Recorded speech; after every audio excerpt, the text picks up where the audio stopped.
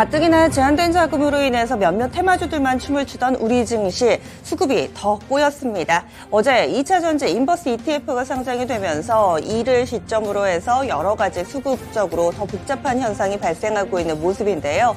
이에 따라 어제 큰 폭의 우리 증시 하락 움직임을 나타냈습니다. 가뜩이나 이렇게 어지러운 상황 속에서 간밤에 미국 증시도 기술주 중심으로 크게 밀려 내려가는 모습 가운데 이번 주에 있을 여러 가지 이벤트들을 맞이하는 마음이 좋지만은 않습니다.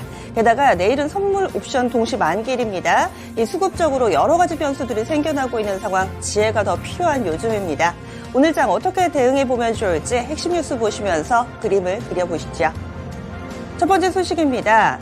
최근 들어서 전 세계적으로 이상기후 현상이 여러 곳에서 포착되고 있습니다. 모로코의 대지진 그리고 리비아에서는 또 홍수가 발생을 해서 여러 인명피해를 낳고 있는 상황인데요. 이에 따라서 유럽 지역에서는 더 이상 이런 부분들을 좌시할 수 없다. 친환경 에너지의 사용을 더 빠르게 늘려나가고 강도 높게 이 부분을 법안으로 채택하고 있습니다. 2030년까지 역내에서 사용되는 재생에너지의 비중을 현재 2배 수준으로 대폭 확대하기로 했습니다. 기존에는 22%였고요. 그리고 역내 이 재생에너지 비중을 42.5%로 늘리겠다는 겁니다. 기존 목표치가 32%였습니다. 그런데 30%에서 40%대 중반으로 목표치가 더욱더 상향 조정됐다라는 점을 확인해 볼 수가 있습니다. 이 자연을 훼손하지 않는 지역에서 태양광, 풍력, 그리고 이런 발전시설, 새로운 재생에너지 발전시설을 건립할 경우에 승인 심사에 필요한 기간이 최대 12개월을 넘지 않도록 행정 절차 단축에도 들어가는 모습인데요. 여기에다가 온실가스 배출의 주범으로 꼽히는 운송 분야, 항공기라든지 조선이라든지 이런 분야에 있어서는 바이오 연료나 수소 비중을 늘려서 2030년까지 탄소 배출량을 14.5% 줄이도록 유도하는 별도의 지침도 이 개정안에 포함된 상황입니다.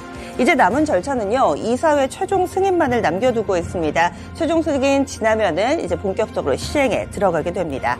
하나 논란이 있었던 부분은요, 바로 원자력을 기반으로 한 수소 에너지를 어떻게 분류를 할 것인가, 이것이 친환경일까 아닐까에 대해서 이후에 포함되어 있는 몇몇 국가들 이견이 있었는데요. 독일 같은 경우는 친환경이 아니다라고 주장을 했기 때문에 이 제한적으로만 인정한다라고 이 내용이 담겨져 있습니다. 그렇다면 신재생 에너지에 대한 관심도 더욱더 높아질 텐데요. 보겠습니다. 태양광 관련주 오랜만에 묶어봅니다. 어제도 주가 움직임이 좋지는 않았습니다. 대표적으로 하나솔루션이 있고요. HD, 현대에너지솔루션, 그리고 KC 그린홀딩스, 작은 종목으로는 SDN 그리고 신성에너지 ENG 정도 있는데요. 이들 종목군들 사실 철저하게 외면받아왔습니다.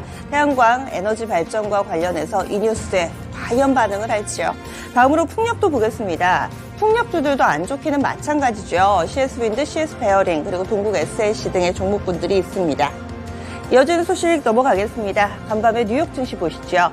3대 지수 나란히 밀렸습니다. 그런데 이 세 개의 지수 가운데서 편차가 꽤 크게 벌어져 있습니다.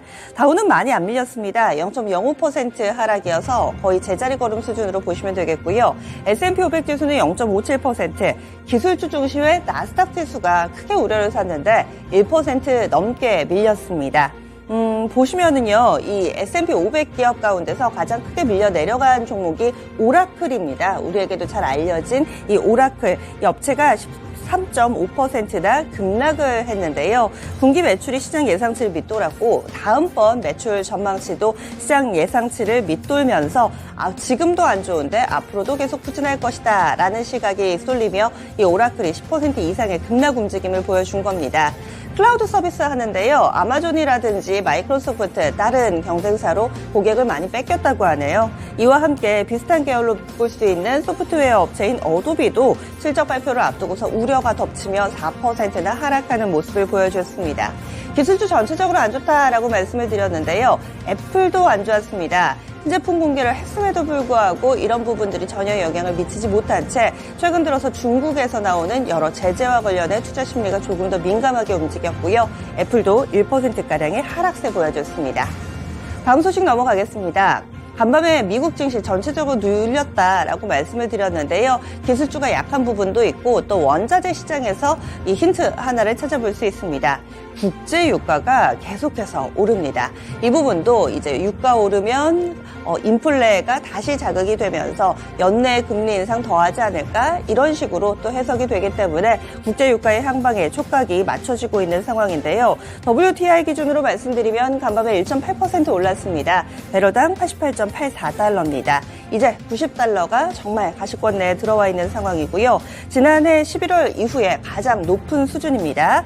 브렌트유 같은 경우는 진작에 90달러를 넘었습니다. 간밤에도 1.6% 상승하면서 92.06달러 나타내고 있고요. 올 들어서 최고치를 경신하고 있습니다. 글로벌 원유 공급 둔화로 인해서 원유 재고 하락이 예상된다라는 EIA, 그러니까 미국의 에너지 정보청의 보고서가 나오면서 공급 차질 우려가 수면 위로 올라온 건데요. 이에 따라서 국제 유가가 1% 후반대 강한 상승 움직임을 나타내게 된 겁니다.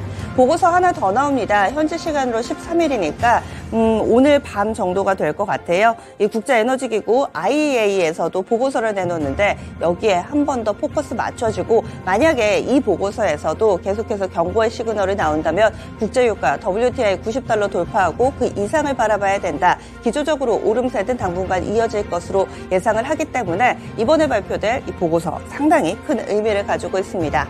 어제도 국내 증시 오후장부터 이런 석유 도소매 관련된 종목군들이 급등하는 모습을 보여주기도 했는데요. 관련주 정리해 보겠습니다. 흥부석유가 23%나 올랐습니다. 한국석유 21%였고요. 오후장에 이렇게 급등을 했기 때문에 지수는 하락하는데 또 이와 관련된 종목군들은 오름세를 나타냈고 아마 시세 놓치신 분들도 많으실 텐데요. 이렇게 석유 도소매 쪽은 강했습니다. 중앙에너비스도 5% 정도의 오름세 보여줬고 반면에 정유주, SO인이나 GS는 다소 무겁게 흐름 가져가면서 1%대 하락으로 거래를 마쳐 이 국제 유가 관련된 종목군들 내에서도 온도차가 있었습니다. 이어진 소식 보겠습니다. 이제는 기업 소식 몇 가지 전해드릴 텐데요. 어제 우리 증시에서도 크게 주목했던 뉴스입니다.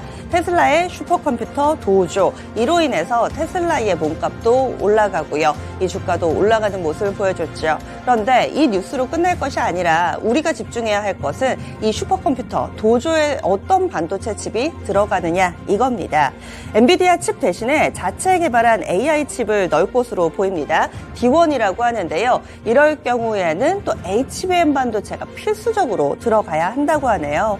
따라서 이 슈퍼컴퓨터 도조의 수혜주가 자율주행이라든지 이쪽이 아니라 AI 반도체 칩, HBM 관련된 종목이다라는 해석들이 나오고 있습니다.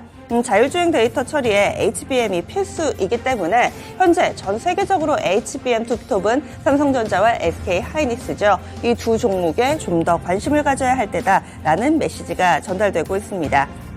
파운드리 주문 함께 늘어날 수도 있을 것으로 보는데요. 보시면은요, 그동안에는 이런 슈퍼컴퓨터라든지 이 AI 반도체 칩에서 가장 관심을 받았던 것은 엔비디아에서 개발한 H100입니다. 그런데 H100뿐만 아니라 이 빅테크 업체들이 각기 다른 이 AI 반도체 칩을 자체 개발하고 있는 상황인데요. 개발 현황 한번 보시죠. 테슬라 같은 경우는 칩 이름이 D1이고요. 자율주행용 소프트웨어를 만들기 위한 슈퍼컴퓨터 도조를 출시했다라는 부분, 도조에 쓰이는 칩 이름이 D1입니다. 구글도 자체적으로 만듭니다. 텐서 처리 장치라고 해가지고요. TPU라고 명명했습니다. 역시 구글도 슈퍼컴퓨터를 보유하고 있는데 여기에 사용되지 않을까 시장에서는 이렇게 보고 있습니다. 아마존은 두 개가 있는데요. AI 반도체, 인퍼런시아, 그리고 트레이니움 이렇게 두 가지가 있는데 이 각기 다른 언어 모델 그 서비스에 사용이 되는 것으로 알려져 있습니다.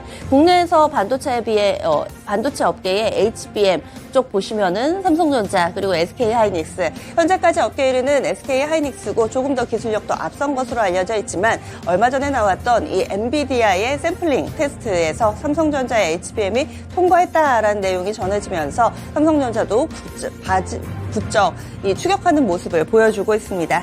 따라서 이와 관련된 종목군들로 관심이 쏠릴 가능성에 대해서도 제기되는데요. 그렇다면 AI 반도체 관련된 종목입니다. 어제 하이닉스만 0.7% 정도 올랐고요. 나머지 종목은 밀렸습니다. 그런데 보시는 것처럼 낙폭이 시장 대비 제한적이었습니다. 1% 미만의 하락입니다. 따라서 현재 주도주가 없는 장세 속에서 반도체주들은 계속 모아나가야 한다라는 목소리 나오고 있는 상황이고요. 어제도 많이 밀리지 않았다는 점 상당히 인상 깊게 보입니다. 마지막 소식입니다. 일부 단독 뉴스여가지고요. 내용은 조금 더 체크해 봐야겠습니다.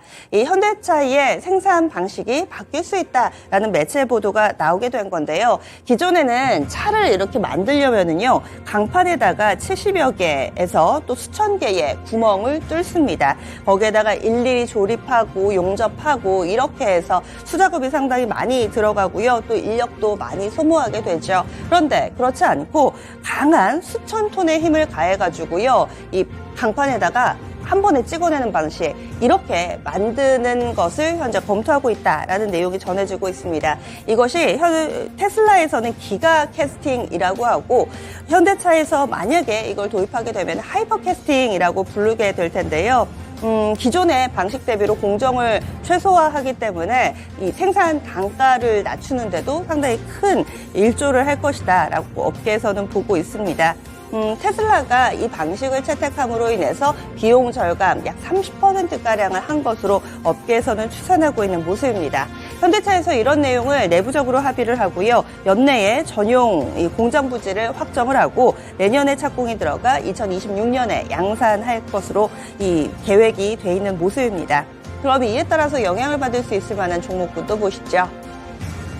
네, 금형 쪽 하는 업체, 그리고 또 기가캐스팅 관련된 종목으로는 3기하고요. 3기 EV 함께 묶어보겠습니다. 어제도 주가 상당히 좋았고, 한주 라이트 메탈 14% 정도의 오름세. 이 종목 같은 경우는 사실 거래가 평상시에 많지 않고 상당히 무거운데요. 어제는 14% 정도의 오름세 보여줬고, 에코플라스틱도 관련된 종목으로 묶입니다.